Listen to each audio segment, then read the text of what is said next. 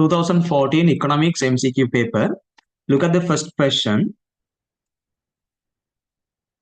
Economics is the study of. So I hope that you will remember the way that we define economics. So how do we define economics? I mean, generally, we say that economics is a social science, right? It's a social science. And also, since this is a social science, we say that we study the human behavior. We study human behavior. And that is the behavior that arises when they try to fulfill,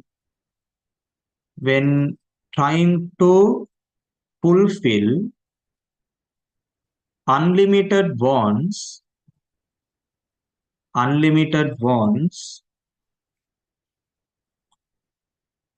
with limited resources. Trying to fulfill unlimited wants with limited resources. So this is how we normally define the subject economics. So out of the 5 given options, we just need to pick the one that aligns with this definition. Right. The first one, scarcity of resources and full employment. All right. So yes, in economics, we study scarcity because I told you that we study the human behavior that arises when trying to fulfill unlimited wants with limited resources. So this imbalance between unlimited wants and the limited resources we recognize as scarcity. So that we can say, yes, in economics, we study scarcity. But on the other hand, we do not mainly focus only on full employment. That is a problem. The first part is correct, but this is just one tiny variable that we study in economics. The second one, scarcity of resources. So once again, it's correct. And production, not only production, we even focus on consumption, distribution. We focus on those areas as well. Right. Then the third one, scarcity of resources. Yes, true. And choice. Okay. So this is the thing. Earlier in my definition, I just told you that we study the human behavior that arises when trying to fulfill their unlimited wants with the limited resources. So when they try to fulfill their unlimited wants with the limited resources, they obviously need to make choices. And in economics, we study how do the people make those choices. In general, that's what we do. So this third option matches with our definition as well. So that this is the answer. But we will go through the other 2 points as well. The fourth one says scarcity of resources and efficiency. See, once again, this efficiency is just a tiny variable that we consider in economics. And the fifth one, scarcity of resources and sustainability. See, sustainability we discussed only in the last lesson in the syllabus. ඊට කලින් අපි සෑහෙන දේවල් කතා කරලා තියෙනවා. එතකොට ආයමත් මේක වෙලා තනි එක variable එකක් විතරයි. So the best option out of the 5 is this third one. So for question 1, third one is the answer. Right. So the second one, the opportunity cost in economics is defined as, all right. So just think about this. Just assume that you are listening to this recording, right? Just assume that you are listening to this, you are watching this recording, watching the video. Okay, so let's say this is your selected alternative, watching the video. Now, as a result of watching this video within this time frame, right, within this time period, you may have sacrificed several other alternatives you had. It could be, right? It could be, I don't know, but it could be, let's say, playing badminton. It could be playing badminton. Or maybe it could be watching a movie. Watching a movie. Or maybe sleeping. See, just assume that I have ordered the options based on your preference. So this is the first choice. So this is the second best alternative that you had, and this is the third best alternative, and this is the least option that you had, the fourth option that you had. How do we define opportunity cost? We say opportunity cost is the value of the second best alternative that you sacrifice on behalf of the chosen alternative. So this is the chosen alternative, and on behalf of this, you have sacrificed all these other alternatives, and among them, the value of the second best alternative you recognize as the opportunity cost, right? Always remember that's about the value of the second best alternative, not all the other alternatives that you sacrifice. Right. So if you remember this simple point, we can pick the correct answer from the given 5 answers. So read the first one. It says the opportunity cost in economics is defined as the other opportunities sacrificed for obtaining something. See, it's in plural. No, it's not about all the other opportunities that we sacrifice. It's always about the second best, the value of the second best alternative that you sacrifice. So this is not the answer there. The second one, financial cost of obtaining something. See, I hope that you remember that when it comes to this opportunity cost, we have 3 different features. So what are the 3 features of opportunity cost? We say opportunity cost is a real concept, not a nominal concept. Not a nominal concept. So that's the first one. The second one, we say it's a subjective concept, right? This is a subjective concept. And thirdly, we say that this is a positive concept. So these are the 3 qualities, the characteristics of opportunity cost. And what do we mean by this very first one? What do we mean by this opportunity cost being a real concept, not a nominal concept? So the simplest meaning is we do not evaluate the opportunity cost in rupee terms. Now, if you think about the production cost, we evaluate it in rupees. The production cost is rupees this much. But unlike those other costs, production, transportation, so unlike those other costs, when it comes to opportunity cost, we always consider the value of the second best alternative that you sacrifice. So I didn't earlier mention that the opportunity cost of watching this video is rupees this much. No, it's the satisfaction you would have gained by playing badminton. So that's the real idea behind opportunity cost. So it is not a financial concept. It's a real concept. The third one says the cost of time of obtaining something. No, it's not about the cost of time. It's always about the value of the second best alternative. And then it says opportunity cost is the total fixed and the variable costs of obtaining something. No, once again, the value of the second best alternative. And the fifth one says the value of the best alternative sacrificed for obtaining something. Yes, that is the answer. So for the second one, fifth one is the answer. Right. Look at this question 3. It says, out of the following, choose the correct answer that shows the correct features of an economic good. So remember, we have 2 different types of goods in economics. On one side, we have non-economic goods, and on the other side, we have economic goods. So this question we get from the economic goods, and those are the goods that we focus in economics, right? So what's the main feature of these economic goods? The main feature is scarcity. The supply is limited compared to unlimited wants. So that's the main feature. Okay, so we'll just try to figure out the correct answer from the given options. So the first one says, in economic goods, we have a production cost, 100% true, right? When it comes to economic goods, we incur a production cost. And the second one, existence of an opportunity cost. See, I told you that these are the goods that are scarce compared with unlimited wants. So if that is scarce, again, opportunity cost arises with scarce goods.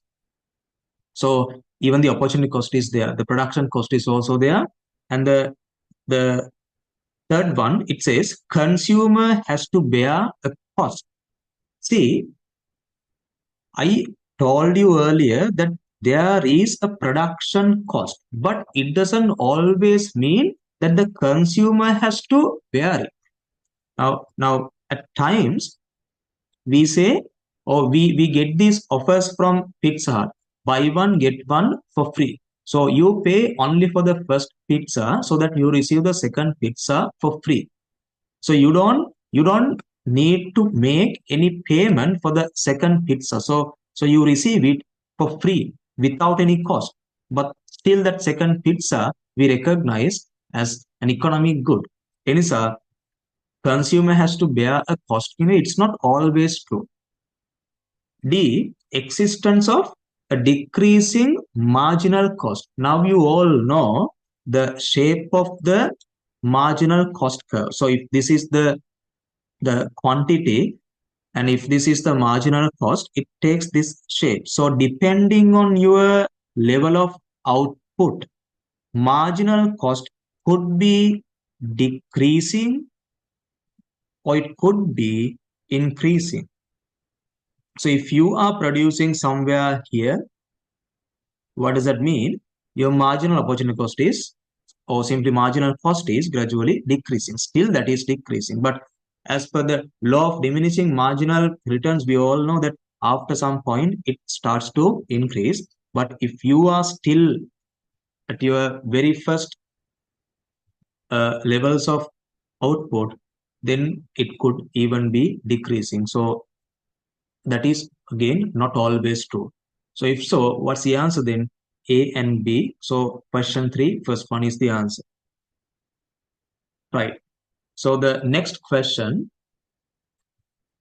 the functions of price in a market economy are, okay, so if it's a market economy, these are very specific things. If it's a market economy, there are exactly 3 functions for price. Price can do 3 things. And what are these 3 things? The first one is signaling function, where we say that price can provide information to the decision-making units. And the second one is the incentive function of price. That's where we say that price can motivate or demotivate decision makers in an economic system, in the market economic system. And the last one is rationing function, and that's where we say that price can use or price can allocate, price can be used to allocate both goods and services and the factors of production. So these are the 3 functions of price in a market economy. So these are specific, and this answer is given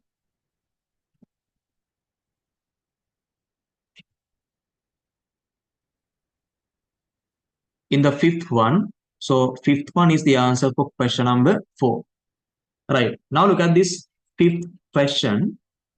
It says, in a market economy, personal income is determined by. All right. So in a market economy, when the question asks us to recognize the determinants of the personal income, just assume that you have this goods and services market. I'm just explaining this one. This is not directly related to the question, but I'm just explaining this so that I believe that you can understand the question properly. So if it is the goods and services market, imagine that these are the goods, right? These are the goods that these producers have produced. So if you just pick one such producer, right, or one such seller, and if I ask you how to calculate this seller's total revenue, right, total revenue in the goods and services market, we all know that we just take the price and we multiply that price by the quantity that this seller sells. So price into quantity will be the total revenue of a producer, of a seller in the goods and services market. But when the question asks us to recognize the determinants of the personal income, you just need to think about a factor supply. right? You need to think about a factor supplier. So if you are a factor supplier in the factor market, so think about this now. It's a factor market. So in the factor market, we have similar to the goods in the goods and services market. In the factor market, we have factor suppliers, right? We have factor suppliers. So these are the different factor suppliers. And if you just think about, if you just select this particular person and if you need to calculate his revenue, his income, how do we do that? In the exact same way that we did earlier. So if you need to calculate this person's income, or let's say factor income, precisely it's factor income. So to calculate this factor income, you just need to multiply the same two. What do I mean by the same two? You take factor price. You first take factor price and then you multiply that by the quantity supplied, right? If there is this worker and if his wage is, let's say, rupees 5,000 per hour, and if he is providing 8 hours of labor, then his factor income for those 8 hours period would be just 40,000 rupees. Simple as that. So the calculation is very much similar to the total revenue calculation in the goods and services market. Okay, so we will try to pick that answer. In a market economy, personal income is determined by government factor price policy and subsidies. No, the government has nothing to do with the personal income in a free market economy. So that's totally wrong. The second one, factor price, yes, in the factor market, and the personal income taxes. Now taxes come to the scene later on, right? But before we look at the taxes, we just need to see how many factors we supply. So this part, the first part is correct, but this second part is wrong. Third one, factor price in the factor market, yes, government wage policy. No, once again, there's no something called government wage policy in a free market economy. The fourth one, factor price in the factor market, yes, correct, and the quantity exchange at the price, at that price. So quantity exchanged means simply the quantity. So you multiply the factor price with the quantity of factors that you supply so that you get your personal income or the factor income. So that's the answer. Fourth one is the answer. But the fifth one says property ownership and factor price in the factor market. So the problem is the makeup nikan lang no, but just imagine that in a given situation you only own the properties and you don't supply them for a production activity. If so, it doesn't matter how much properties you own, your factor income will be zero. So this is not a main determinant. Main determinant is your factor price and the number of units, if not the quantity that you supply to the factor market. Right. The sixth question, a point inside the production possibility curve shows. Okay, so just think about this PPC. You have this good X and then good Y, and you have this point inside this PPC. So if it is a point inside the PPC, it can mainly denote three things, right? Mainly it can denote three things. So what are the three things? The first one, it could be unemployment or maybe underemployment, if not discrimination, right? Discrimination. All right. Then we will try to pick the correct answer. The first one, unemployment, yes, true. So that is the answer, right? That itself is the answer. But we will go through the other points as well. Scarcity of resources. Okay, to denote, to present scarcity using a PPC, what do? We just plot a point outside the PPC. And then obsolete technology, outdated technology. So due to this outdated technology, the PPC will shift to the left side. So inside the PPC, the whole PPC shifts to the left side. So overutilization of resources. So due to this temporary overutilization of resources, the production point will be somewhere, it's outside, but very much closer to the PPC. And the fifth one, existence of unskilled labor. See, unskilled labor none, your productivity is very low. So when the productivity reduces, once again the PPC decreases. PPC gets shifted to the left side. Right. Then the answer for this question 6 is the first one. Right. Then question 7.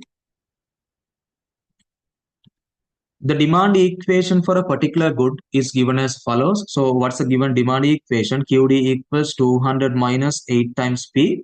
And by giving this, they ask, what is the value of the coefficient of price elasticity of demand? Okay, so they just ask us to find this PED when the price of the good is rupees 10. All right. So to find this PED, this time we can apply this equation B into P over QD. So B is minus 8 and P is 10, that is given to us in the question. But the problem, you don't know the QD value when price is 10, and that's why they have given us this demand equation. So you can just assign this value 10 for P and you can find the value of QD. So it's 200 minus 80, answer will be 120. So you can put 120 here. Then it will be 80 over 120, and this 80 is minus. So 8 over 12, 8 over 12 means 8 over 12, so which is 2 over 3. So 2 over 3 means 0 0.667, right? 0 0.667, but remember it's minus. It's minus. So yeah, see, second one is the answer, minus 0 0.66. All right, now look at this question number 8. Question 8 says, the price elasticity of demand measures. Okay, see, I told you that this is the most suitable equation for calculating PED based on the data given to us in this question. But if you just ask me the general equation or the basic equation of calculating PED, what is that basic equation? So we say PED equals, we write percentage change of quantity demanded divided by the percentage change of price. So this is the basic form of the equation. Then by looking at this equation, we can understand what happens. If not, we can understand what does this PED evaluate. So what does it evaluate? It evaluates the percentage change of the quantity demanded, right? It evaluates the percentage change of the quantity demanded due to a percentage change of the price of the considered good. So that's what this PED evaluates. හරි එහෙමනම් අපි ඒ අදහස තියෙන්නේ මොන answer එකද කියන එකයි හොයාගන්න ඕන. So we will start reading. The responsiveness of quantity demanded. The responsiveness of quantity demanded means, once again, the percentage change of the quantity demanded. Right? So the first part is correct. The responsiveness of quantity demanded to a change in a determinant of demand for a good. Okay. So this is the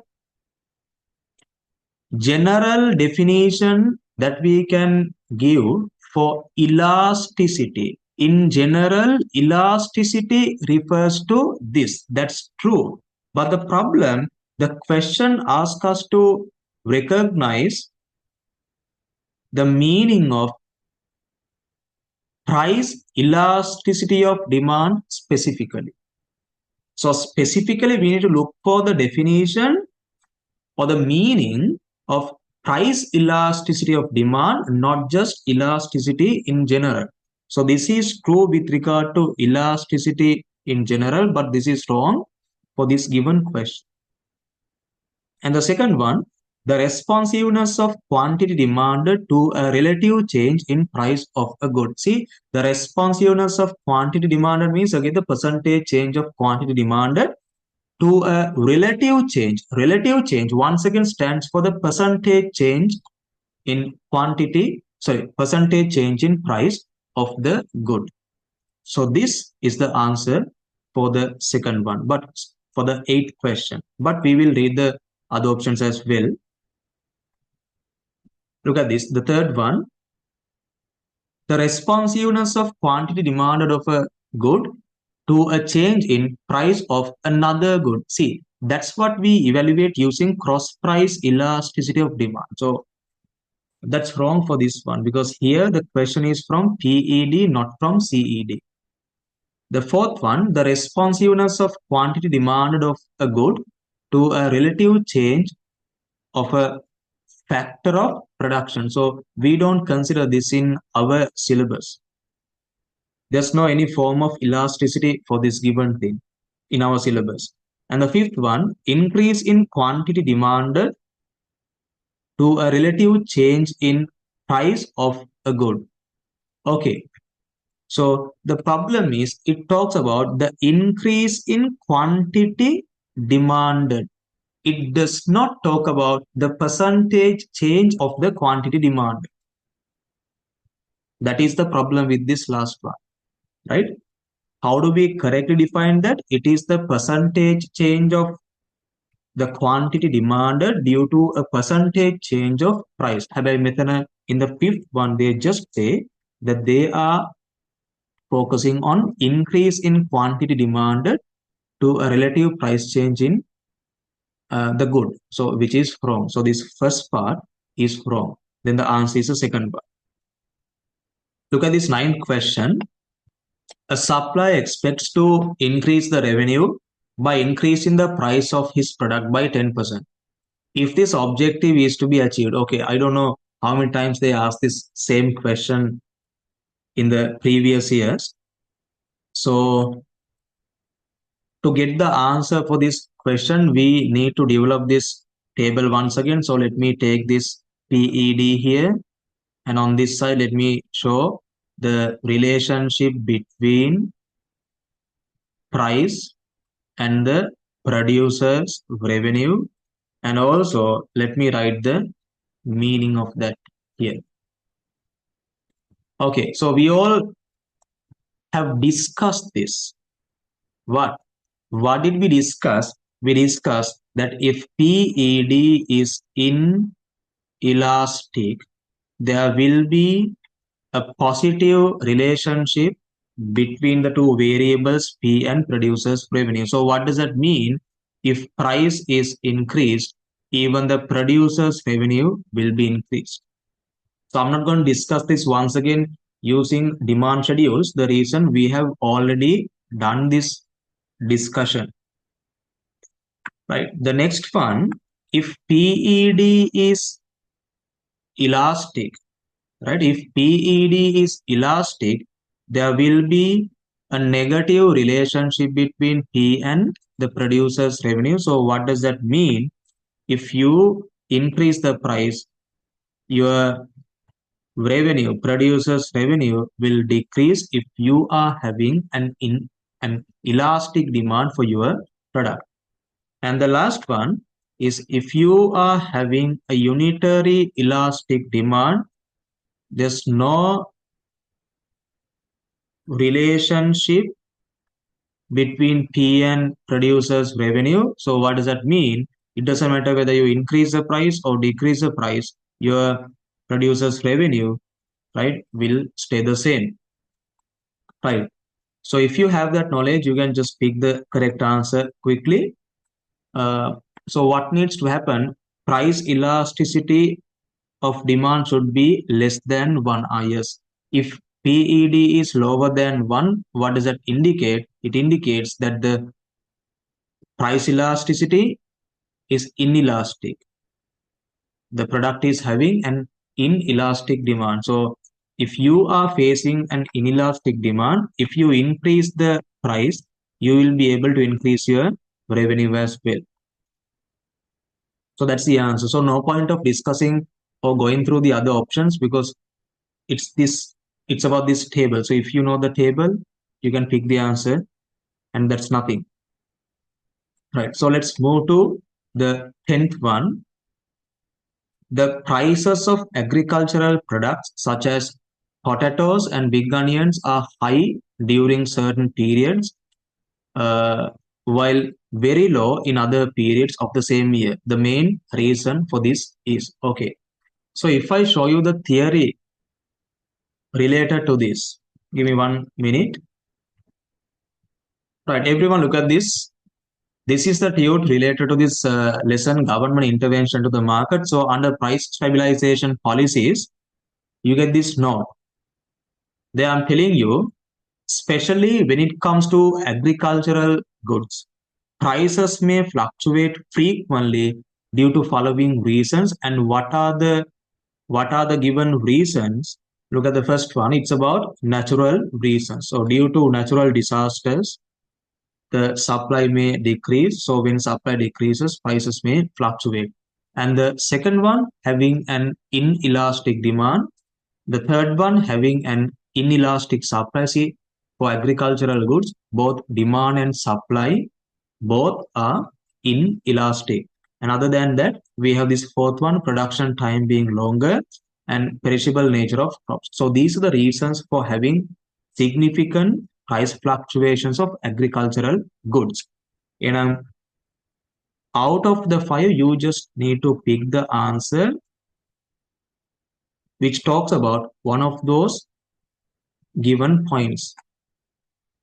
The existence of inelastic demand is true and elastic supply, no, that's false. The existence of elastic demand, no, wrong.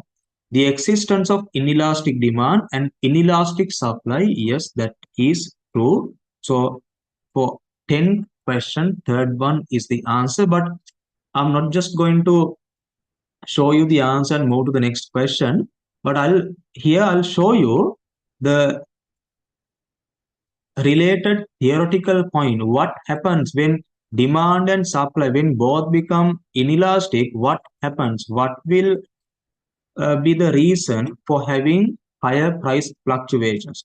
Right, now to discuss that, we will take these two situations. So in the first situation, both demand and supply are inelastic, but in the other situation, both are elastic, right? Both are elastic. So if I just draw the curves related to the two situations, this is the quantity axis and this is the price axis, and I have the same coordinate plane on the other side as well. So you just think about the shape of the inelastic demand curve. What's the shape of the inelastic demand curve? Is it somewhat flat or steeper? If the demand curve is inelastic, it's very much steeper. And on the other hand, if the supply curve is inelastic, it will start from the price axis. So this is the shape of the demand curve and this is the shape of the supply curve. Now, based on this market demand and the market supply, see, we can recognize this P2 to be the equilibrium price and Q2 to be the equilibrium quantity. And just assume for some reason, the market supply changes slightly. It could be due to natural disasters or any other, the supply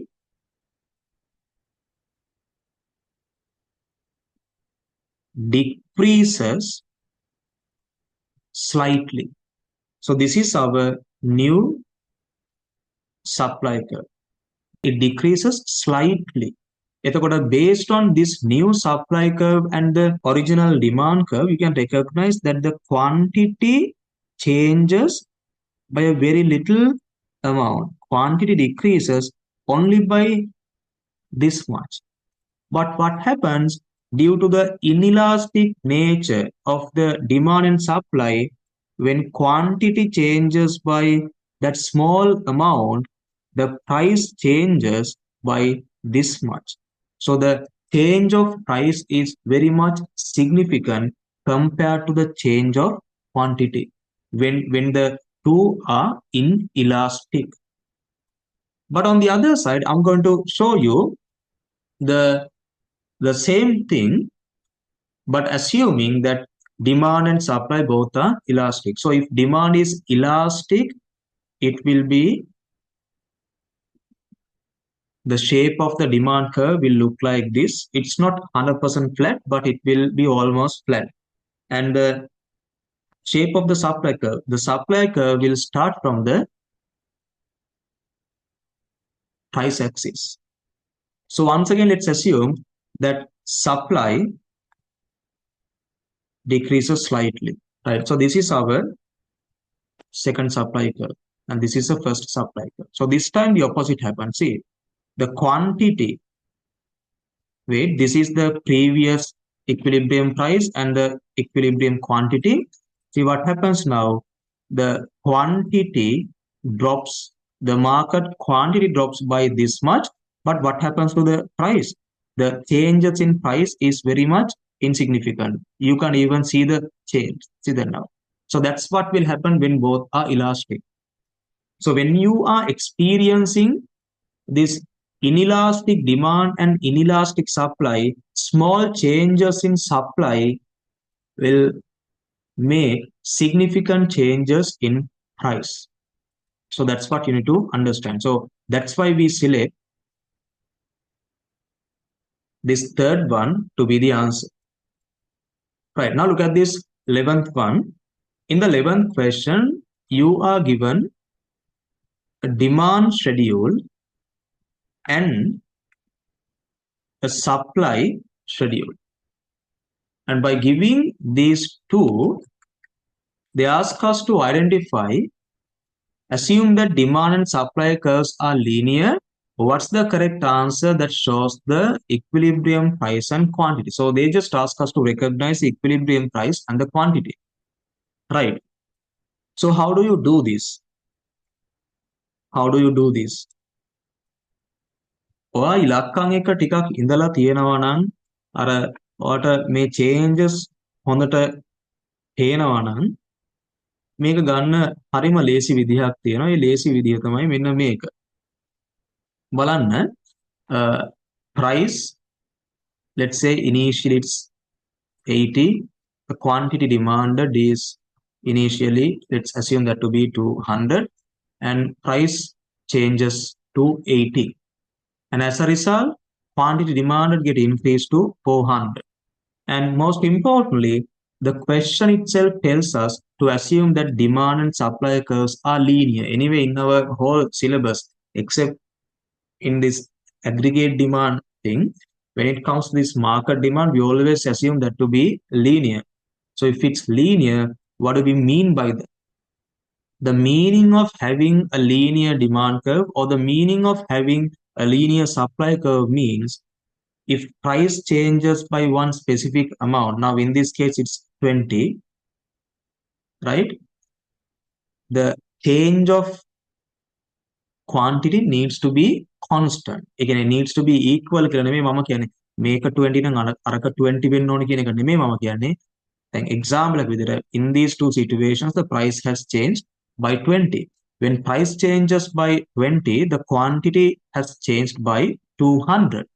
අන්න ඒ 200 කියන value එක හැමතිස්සෙම ඒකම වෙන්න ඕන if price changes again by 20.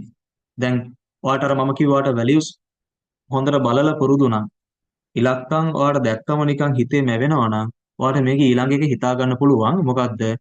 In the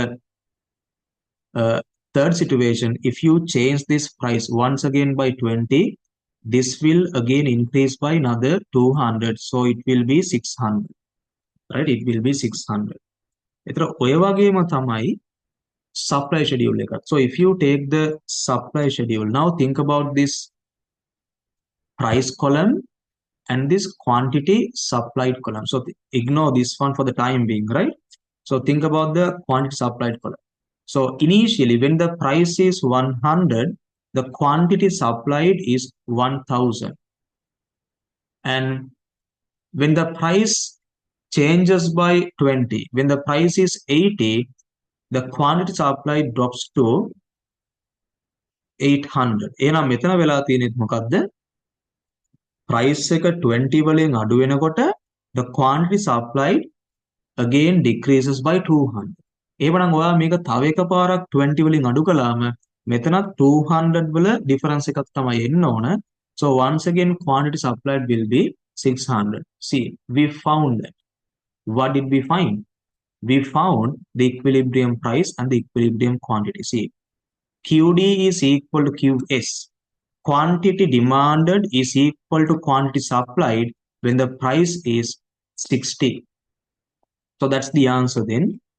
Then the answer has to be equilibrium price is 60, equilibrium quantity is 600, then the answer is the third one. හැබැයි මම මේ කිව්වේ ඔයාට මේවා දැක්කම අර ඉලක්කම් ඔළුවේ මැවෙනවා නම් එහෙම තමයි ඕක අඳුරගන්න පුළුවන්. ඉතින් එහෙම හැමෝගෙම මැවෙන්නේ නැත්තම් ලොකු ප්‍රශ්නයක් නැහැ. You only need to develop the two equations, and then based on the equations you can find the answer. So let me just show you that method as well. So let's say that this is the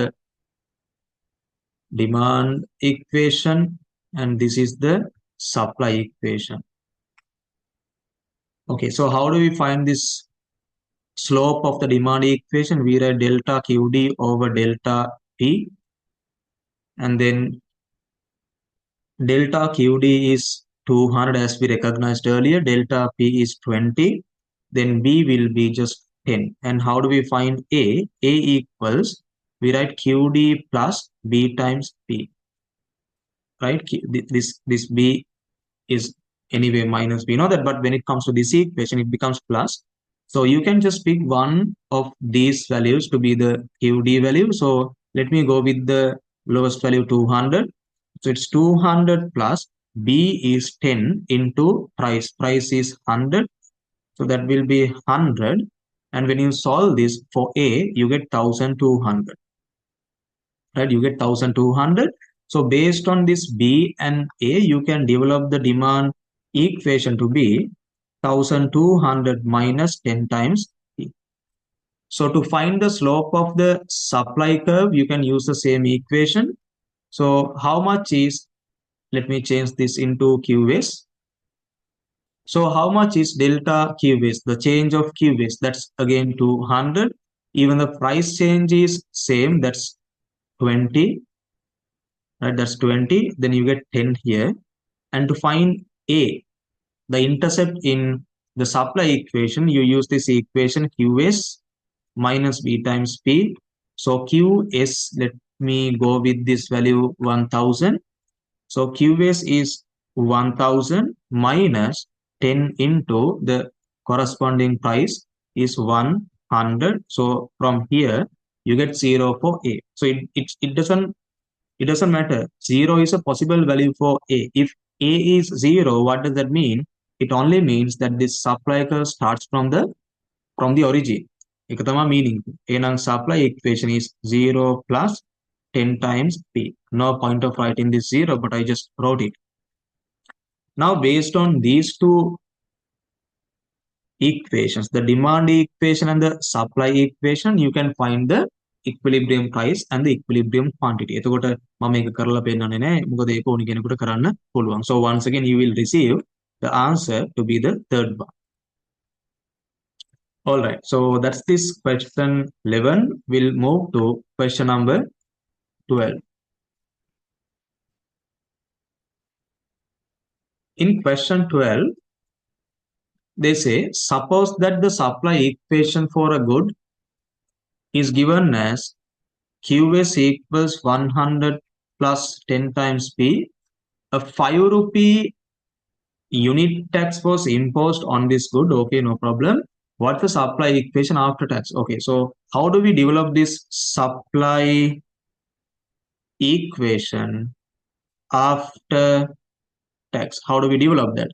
You take this equation, it's 100 plus 10 times P. From that, you deduct the unit tax. Right? From that, you deduct the unit tax. This is T for tax. So it's 100 plus 10 times P minus unit tax is 5. So you write 5. So it's 100 plus 10 times P minus 50. Then the answer will be 50 plus 10 times P. So that's QS. QS equals 50 plus 10 times P. And you find it here. The first one is the answer, 50 plus 10 times P. All right, the next one, 13th question. When marginal product of the short run production function of a firm is zero. See, this is something that we discussed in our 2012 or 13 paper. Let me find that quickly. Must be in 2013 paper. Yes, so we have the set of curves here. So let me take them to this new question. All right, now we'll discuss this.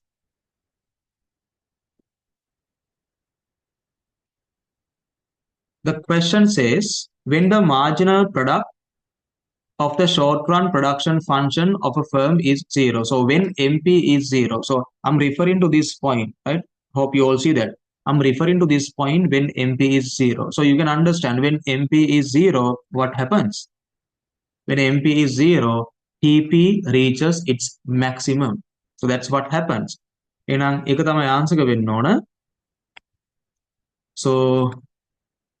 the total product is maximized. See, the first one itself is the answer. So TP is maximized when MP becomes zero. And an answer for this question 13 is the first one. මේක තමයි වටිනකම එක paper එකක් හරි හරියට අහගෙන ඉන්න එක. එහෙම මෙහෙන් ස්කිප් කර කර බලන එක නෙමෙයි. ඔයා මේක හරියට අහගෙන හිටියාම ඒක ඔයාට අනිවාර්යෙන් සපෝටිව් ඔයාගේ වෙන පේපර් එකක් කරගන්න. Right. Then this question number 14. It says the meaning of law of returns to scale is. Okay, so let me show you the relevant theory for this. This is a tute related to this theory of production and cost of production. So here we have this topic, law of returns to scale. And I'll read the given definition here. It says the law that explains the relationship between percentage change in inputs and the percentage change in output in the long run, where all inputs are variable inputs, is known as the law of returns to scale. So unlike this law of diminishing marginal returns, unlike that, when it comes to this law of returns to scale, that is related with the long run. And in the long run, we do not have two different types of inputs as variable inputs and fixed inputs. All the inputs become variable inputs. And on the law that explains the relationship that exists between the percentage change in the total output and the percentage change in all the inputs, we recognize as the law of returns to scale. Okay, so with this idea in mind, come to this question again. Okay, the meaning of law of returns to scale. Okay, we'll go through the first one. The way of change in total output of a firm to a change in prices of inputs. No, it's not about the prices of inputs, it's about the quantity of inputs. So this is wrong. The second one says the way of change in total output of a firm when variable inputs are changed while holding at least one input constant. No, I told you this law of returns to scale is related to the long run, and in the long run we do not have resources for the inputs that are fixed, constant. No, all the inputs become variable inputs. We can change anything, even the technology, the scale of the firm, the number of production units, we can change. So this is also wrong. Third one, the way of change in total output of a firm to a change in technology. Okay, so I earlier told you that you can even change technology, but it's not only about technology. You can change anything. And so this is also incomplete. The fourth one, the way of change in total output of a firm to a change in quality of inputs. No, once again, it's the quantity, it's the amount of inputs. It's not about the quality of input. So this is also wrong. The fifth one, the way of change in total output of a firm when all inputs are changed. 100% true. The law of returns to scale talks about the relationship that exists between the percentage change in total output and the percentage change in all the inputs. The way of change in total output. They are not talking about the percentage change, but still, out of the 5 options, this is the best that we can select. Right. So fifth one is the answer for question number 14. Now we will move to question number 15. The shape of total cost curve of a firm in the short run is determined by, see, the total cost curve. The shape of the total cost curve is determined by which one of the following. When you draw the cost curves, the total cost, the total fixed cost, and the total variable cost.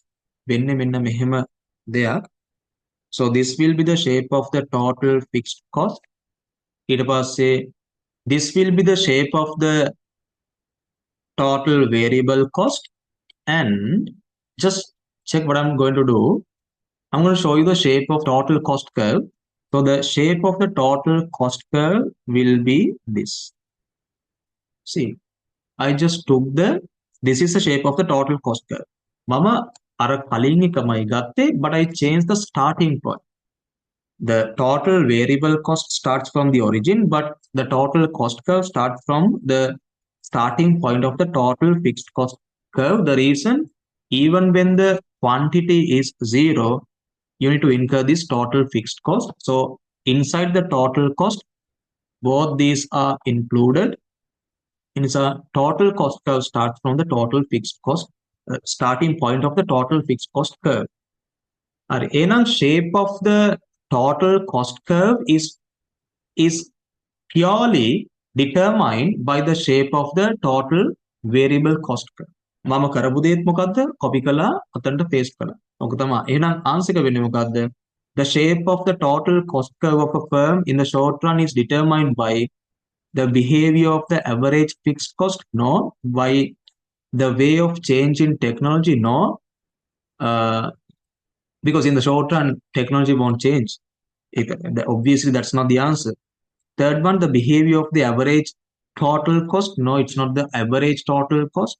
The behavior of the total variable cost. Yes, that is the answer. So this one, the fourth one is the answer for this question number 15. And the fifth one, the behavior of returns to scale. It's about the short run, right? It's about the short run. So in the short run, we don't consider this returns to scale, right? Answer is the fourth one. Now look at this question number 16.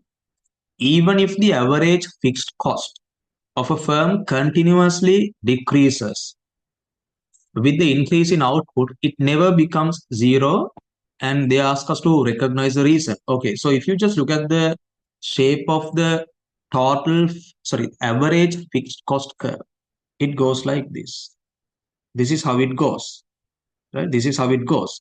It is gradually decreasing, right? It is gradually decreasing. But one thing, it will never be 0. The reason, at any quantity level, there will be a fixed cost, and that will never be 0, but it could be a value that is very much closer to 0. So even here, if you are producing, let's say 100 units, the average fixed cost is somewhat higher. But when you are producing, let's say 1 million goods, whatever that fixed cost, let's say that it is 100,000, so that 100,000 get divided by 1 million, because that's how you find the average fixed cost, and it will be very much closer to, now in this case, it's not very much closer to 0, but if you further increase the output, maybe to 10 million, then it will be very much closer to 0, but it will never be 0. ඒකට හේතුව තමයි fixed cost එක ඕන output level එකක තියෙනවා, සහ if you need to make this average fixed cost 0, if you need to do that, ඔයා දන්නවා mathematics වලින් ඔයා මොකද කරන්න ඕනේ? Whatever the value that you find in the numerator should be divided by the infinity. But no firm will produce infinite number of goods. ඒ නිසා ඊට අඩු owner production level එකකදී there will be this fixed cost, so it will never be zero.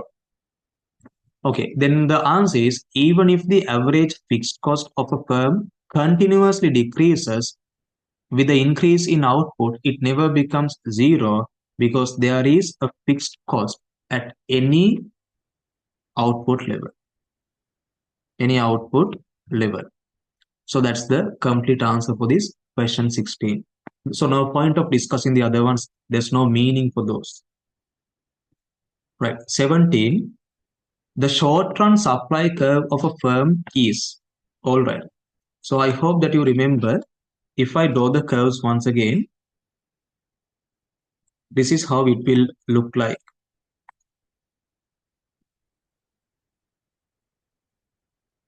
This will be the marginal cost curve. And somewhere here you have the average variable cost, and somewhere on the top you get this average total cost.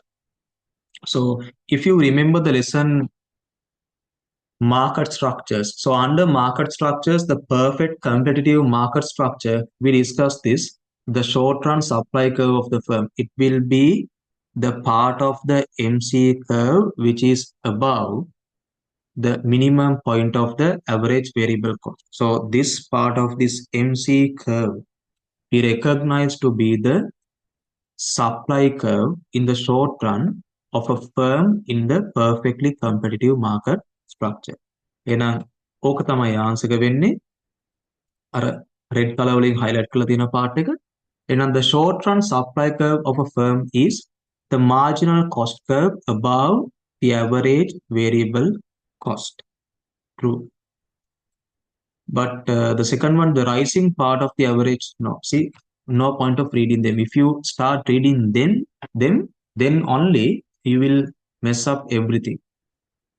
Right, so they don't have meanings. එහෙනම් ඔයාට කරන්න තියෙන හරිම සරල දෙයක්. ඔයා මේ note එක එකපාරක් කියවලා තියෙනවා නම් you can understand that. ඒ නිසා ඔයා වුණත් මේ අනිත් points ටික exam එකේ නිකන් කියවලා බලන්න ඕන. නැතුව හරියක හොයාගන්න බෑනේ. ඒත් ඔයාට තේරෙන්න ඕනේ there is a one specific answer for that. ඒතර අනිත් ඒවා මේකේ හිතන්න දෙයක් නැහැ. That's the answer. Right, 18. When there are few large firms selling homogeneous or heterogeneous products in a market, see that now these are very straightforward questions. These are not difficult. And ඒ වගේ එකට අපි කියනවා oligopolistic market. So think about the banking sector, or maybe think about this telecommunication service providers, private schools. So they provide either homogeneous or slightly differentiated product, but we have few but large firms. Right. So that's the answer. Fourth one is the answer. 19. Look at this one.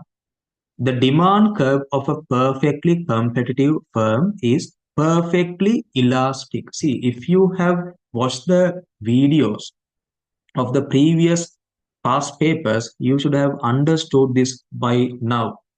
There is only one reason for this demand curve to be perfectly elastic. So this is the shape of the demand curve faced by one firm in a perfectly competitive market. So this is the quantity axis, this is the price axis, and what's the reason for that? There is only one reason. The reason is simply because the firm becomes a price taker. The firm becomes a price taker. And if I ask a question, how many reasons are there for this firm to become a price taker? Then there are mainly 3 reasons. So what are the 3 reasons? Having large number of firms producing the homogeneous, exact same product, right? Homogeneous products. And the third one, having perfect information. Having perfect information. So these are the 3. And due to these 3 reasons, the firm becomes a price taker. And when the firm becomes a price taker, its demand curve will look like this, right? This is the shape of the demand curve faced by one firm in the perfectly competitive market. And the demand curve of a perfectly competitive firm is perfectly elastic because, see the second one, the supplier is a price taker. Right. 20th, a monopoly firm can decide. This is also something that we have printed. I have printed this in your tudes. If it's a monopolistic firm, they can either decide the price, if not the quantity, one at a time. They can't decide both price and the quantity. එහෙම කරන්න බෑ. If the firm decides the price, the consumers will decide the quantity. Under that given price, how much are they going to buy? If the firm decides the quantity that they are trying to sell, then the consumers will decide the price. If it's a lower quantity, they will be ready to pay a higher price. But if it's a higher quantity, then they will lower the price. So likewise, the monopolistic firm can decide either the price or the quantity. So the second one is the answer. Right. 21. The condition that should be satisfied at the equilibrium of a firm. See, this equilibrium of a firm, again in the perfectly competitive market, you can calculate you can identify that in two different approaches. The first approach is this total revenue, total cost approach. So if you go for that, the total revenue will look like this and the total cost will look like this. So at the point where you get the highest gap between total cost and the total revenue, that will be the quantity, the output level, which maximizes your profitability of the firm. So this is this TRTC approach. But if you go for the other approach, there you recognize this profit maximizing point based on MC and MR. And to be precise, දේවල් මෙන්න මේ දේවල් ටික තමයි වෙන්න ඕන. MC must be equal to MR and MC must be rising. ඇයි මම එහෙම කියන්නේ? If I just say that MC must be equal to MR, එහෙනම් it could be even at this quantity level, or it could be even at this quantity level. But we have one more important condition. මොකක්ද? MC must be equal to MR, that is one thing, and MC must be rising, increasing. So that happens only at the output Q2. So this is the level of output which maximizes firm's profitability. එහෙනම් මොකද condition එක? MC must be equal to MR and MC must be increasing. Right. So we'll try to recognize that. දැන් ඊතර ඒවා වෙනස් කර කර ලියන්න බෑ. because specific මේ paper එකේ මාන්නේ මේ වගේ දේවල්. එහෙනම් අපි ලියන මොකද්ද? Marginal revenue equals marginal cost when marginal cost is increasing. That's the answer. අනිත් ඒවා කියලා වැඩක් නැහැ. ඒතර ඔයාලට මේ graph එක තේරෙනවා නම් no point of reading the others. 22. The characteristics that can be observed when an economy moves from bottom to peak of a business cycle are. All right. So these are the things that we have discussed in other past papers as well. If you look at the business cycle, the economy is moving from this bottom to peak, which means they are referring to the expansion stage in the business cycle. So in the expansion stage, මේකම මම හිතන්නේ කලින් paper එකෙත් ඇහුවා, මේකම ඇහුවා මට මතක විදියට මේ වගේම එකක්. මොකක්ද කියන්නේ? When an economy moves from bottom to peak of a business cycle, what are the characteristics that we can observe? Okay, වෙන්නේ මෙච්චරයි. වෙන්නේ මොකක්ද? පළවෙනි එක තමයි aggregate demand should increase. Aggregate demand increases. So when aggregate demand increases, even the the real output, නැත්නම් production increases. When production increases, even the employment increases. මොකද production එක වැඩි කරන්න වැඩියෙන් resources employ කරන්න වෙනවා. වැඩි මිනිස්සු hire කරන්න. ඊට පස්සේ මොකද වෙන්නේ? ඒගොල්ලන්ගේ income එක, factor income එක, even that will increase. එතන income එක වැඩි වෙනකොට they will demand more and more and it may create this inflationary pressure. Inflation may increase. ඉතින් ඔය ටික තමයි අත්‍තරම වෙන්නේ. එහෙනම් අපි බලමු මේ ටික එයාලා ලියලා තියෙන්න ඕනේ.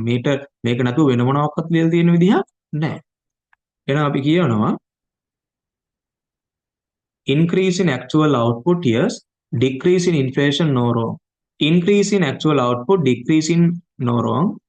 Increase in actual output, increase in employment and inflation, 100% true. So answer for this one is the third one. ඉතින් මේව තාම වර්ධිනව නම් වෙනවා කර ලොකු අවුලක් වෙනවා. ඉතින් බලන්න ඕනේ හිතලා. ඇයි මට මෙහෙම හැමදාම මේක වර්ධින්නේ කියලා. මොකද තම දේ ටෙස්ට් කර එනකොට ඒක වර්ධිනව නම් ඒක අසාමාන්‍යයිනේ. Okay, 23. The national income data of a hypothetical economy is given below. All right. So what are the given values? We get the consumption expenditure, I, G, and then NX, sorry, not NX, export earning, only X. Then gross domestic product, GDP is given to us. And then they ask us to calculate what's the value of the trade balance in this economy. Trade balance in the trade account. So see that now, balance in the trade account means export minus import. And in national accounting lesson, this part, export minus import, we just recognized as net exports. එහෙනම් දැන් ගානේ හන්නේ බලන්න ඒකත් දැන් මේකේ if they ask us to find the net exports, it would be much more easier to understand. දැන් ඒගොල්ලෝ කිව්වට පස්සේ what's the value of the trade balance in the economy කියලා දැන් ළමයෙකුට trade account එක මතක නැත්තම් එතකොට එයාට මේ ගාන හදාගන්න බැරි වෙනවා. ඉතින් මේක ඇත්තටම සරල version එක තමයි you just need to find the value of net exports in this economy. එහෙනම් I think it's very easy. මොකද හේතුව all the values are visible. So GDP is calculated by taking this equation. මේකත් දැන් කීවෙනි පාරද අපි මේ හදන. So GDP is given to us as 1920. So consumption expenditure is 1200. Investment expenditure is 400. Government spending or government purchases, that's 300. And NX is what we try to find. So NX equals, on this side we have 1920, 1002, 1006, 1900. So 1900. Then we have net exports as 20. So that's the answer. So I believe that it's this third one. This has to be 20. All right. And then this question number 24. Right. Look at this. It says, suppose that the growth of, this is nominal, right? Growth of nominal gross domestic product is 13.5%. So let me write nominal GDP has increased by 13.5%. And inflation rate is 6%. So inflation is anyway high, that's just 6%. And the rate of growth of population is මෙතන තියෙන value එක ඇත්තටම 1.2%. So population growth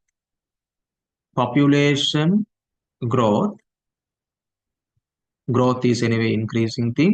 So that's just 1.2%. And by giving all these values, they ask us to calculate for a hypothetical economy what the rate of growth of real per capita GDP. So let me write the requirement. They ask us to calculate real per capita GDP.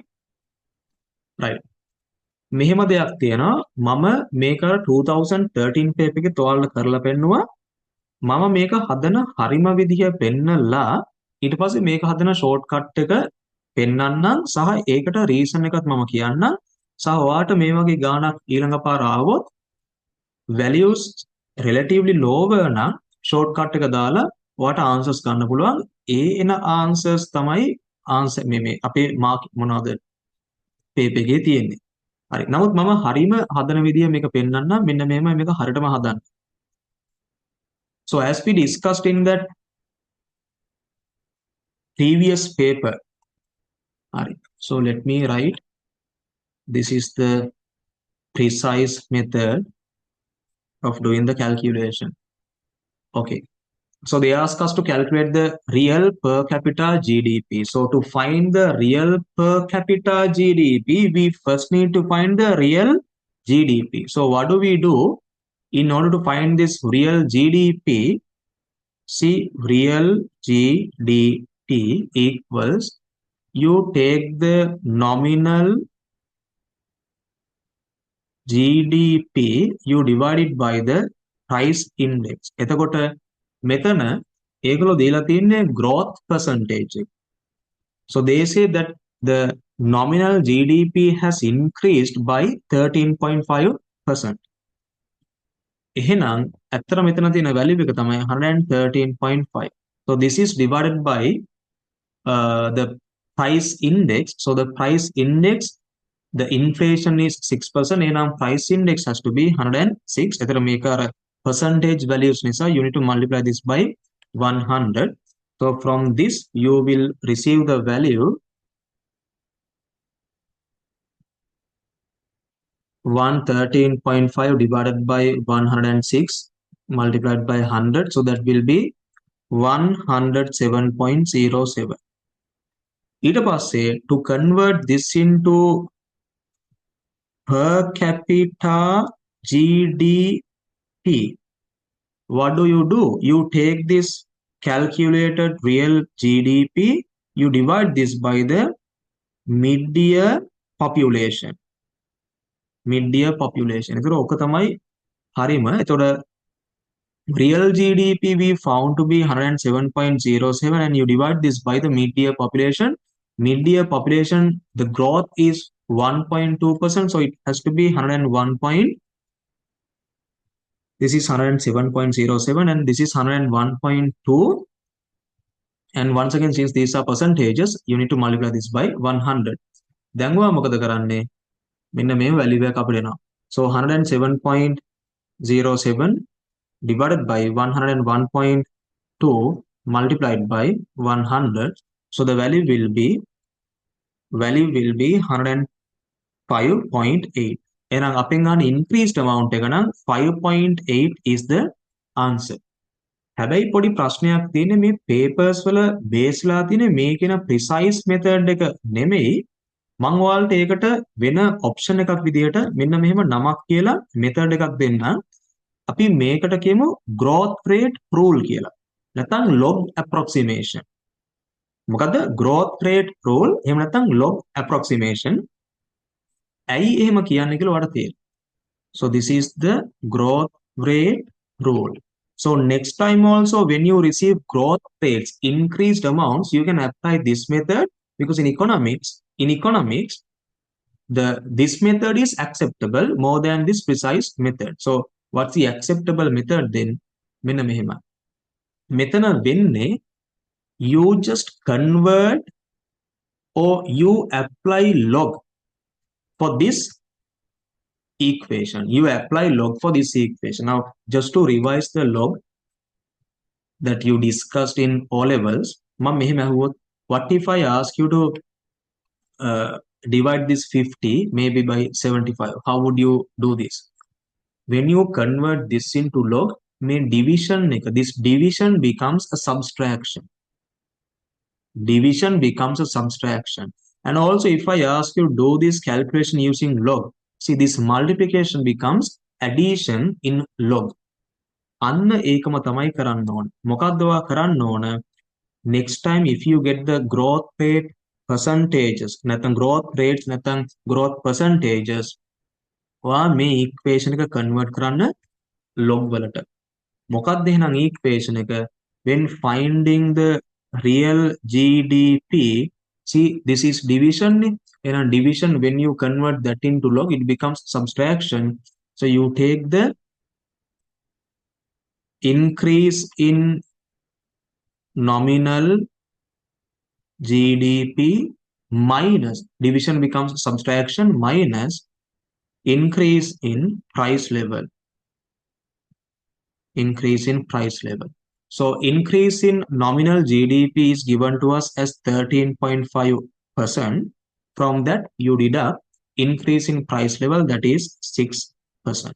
So this will be 7.5%. Okay, the first part is over. So you just converted this thing into log and you did the calculation. Log කියලා කියනවා මේකට log බලන්න ඕනේ නෑ. ඒ log වල කරන දේ තමයි කරන්න ඕනේ මෙතන. In log, division becomes subtraction, multiplication becomes addition. අන්න ඒ දෙක මෙතන කරන්නයි තියෙන්නේ. ඊට පස්සේ you apply again this growth rate rule here. You write per capita income equals, again this is division, so division becomes subtraction in log. එහෙනම් ඔය එකයි කරන්න ඕනේ මොකද්ද? You take the increase in real GDP and from that you deduct increase in population. Increase in population. Now, increase in real GDP is 7.5%, and then increase in population is given to us as 1.2%. So here you get 6.3% as the answer. එතකොට මේ answer එක තමයි තියෙන්නේ paper එකේ. එතකොට 5.8 නෙමෙයි. හැබැයි 5.8 තමයි precise value එක. හැබැයි අර approximation method එකෙන් ඔයා මේක log වලට convert කරනවා වගේ ගත්තට පස්සේ this is what you get, and this is the answer. For question 24, third one is the answer. Right, now look at this question 25. It says suppose that the value of gross national product of a particular year at constant prices is higher than that of the base year in an economy. So this is due to, okay, so we just need to find the answer for this. So I hope that you all remember how to calculate this GNP or maybe GDP, whatever, at constant price. How do we calculate this? If not in simple terms, what is this? In simple terms, this is about the real GNP, right? It's about the real GNP. So how do we calculate this real GNP? Even in the previous question, we discussed this. So the real GNP, if not the GNP at constant price, we calculate taking nominal GNP, we divide it by price index, and since this index is a percentage value, you need to multiply that by 100. So this is how you calculate this real GNP. Clear? So what has happened when you calculate this for 2 years, for the base year and for the current year? So let's assume that you do this calculation for the year 2024 and also you calculate that for the year 2021. So when you calculate this real GNP for these 2 years, you always get a higher value for 2024 compared to the value you receive in 2021. ඒතර අපෙන් අහන්නේ එහෙම වෙන්න පුළුවන් කොහොමද කියලා.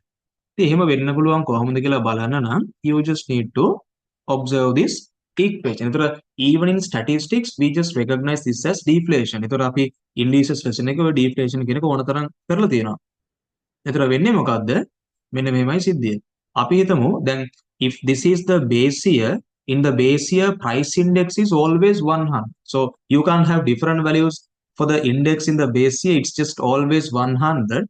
එතකොට අපි නිකමට හිතමු that in year 2021 we have the price index as 100 and the nominal GNP as 200. Then you will have 2 here. And what if the nominal GNP is 300 and if this is once again 100? සාමාන්‍යයෙන් එහෙම වෙන්නේ නැහැ. හැබැයි එහෙම වුණොත්, so what has happened? the value in 2024 is higher. නමුත් සාමාන්‍යයෙන් එහෙම නොවන නිසා සහ මේ equation එකේ මම පොඩි අඩුවක් කළා. So let me write. So let's assume that the nominal GNP is 200. We divide it by the price index in the base year, which is 100, and we multiply that by 100. So once again, you receive the answer as 200. So this is the answer.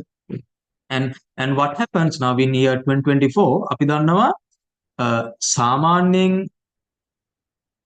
රටක inflation එකක් නැති වෙන්නේ නැහැ, නැත්නම් price changes නැති වෙන්නේ නැහැ. ඒ නිසා we can't expect this to be once again 100. ඒ නිසා අපි මෙතන value එක ලියමු 150 කියලා. So what has happened then? The price level has increased by 50%. Right? The price level has increased by 50%. So that in year 2024, the price index is 150. But what if the nominal GDP get increased to 500? Then nominal GNP is 500, price index is 150, and we multiply this by 100, and yes, you receive a higher value in year 2024. And how much is that value?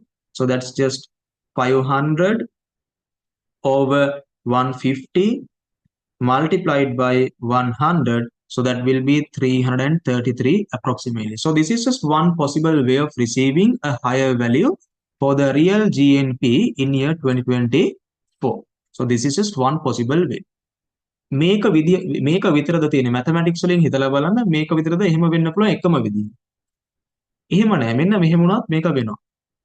දැන් අපි හිතමු nominal GNP is once again 200, මෙතන තියෙන්නේ 100, so this is just 100.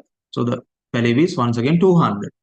And what if this get increased to 300, and what if in year 2024 for some reason the price level decreases?